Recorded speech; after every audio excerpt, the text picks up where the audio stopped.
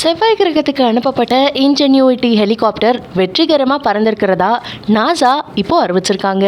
கடந்த 1903ஆம் ஆண்டு பூமி பந்தில் முதல் முறையா விமானத்தை பறக்க வைத்து வரலாற்றை படைத்தவங்க மனிதர்கள். அமெரிக்காவின் வடக்கு கரோலின் மாகாணத்துல ரைட் சகோதரர்கள் பூமியின் முதல் விமானத்தை பறக்க வைத்து அனைவரையும் ஆச்சரியப்படுத்தினாங்க.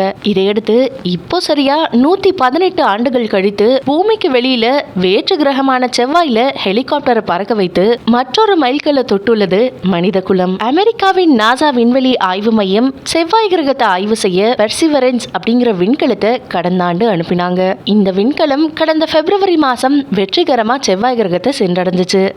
செவ்வாயின் செம்மண்ணை இந்த விண்கலம் தொட்டுச்சு. இந்த பெர்சிவரன்ஸ் விண்கலத்தோட இன்ஜென்யூட்டி அப்படிங்கிற ட்ரோன் ரக ஹெலிகாப்டரையும் அடிப்பகுதியில இணைத்து அனுப்பிச்சிருந்தாங்க நாசா. சுமார் 2 கிலோமீட்டர் எடையில அதிநவீன தொழில்நுட்பத்தை பயன்படுத்தி தனிச்சையா இயங்கும் வகையில இன்ஜென்யூட்டி ஹெலிகாப்டர் வடிவமைக்கப்பட்டிருந்துச்சு.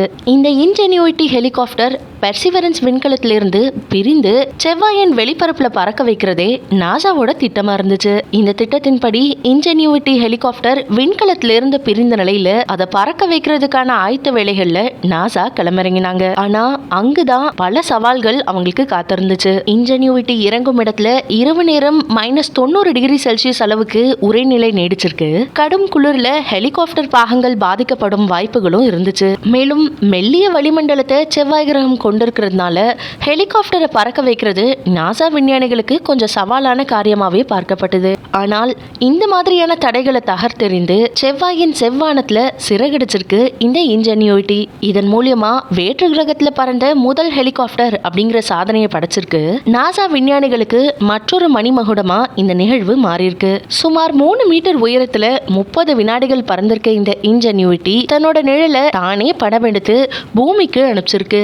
இன்ஜென்யூட்டி பறக்கும் காட்சிகள் பெர்சிவரன்ஸ் ரோவர் மூலியமா பூமிக்கு வந்தடைஞ்சிருக்கு.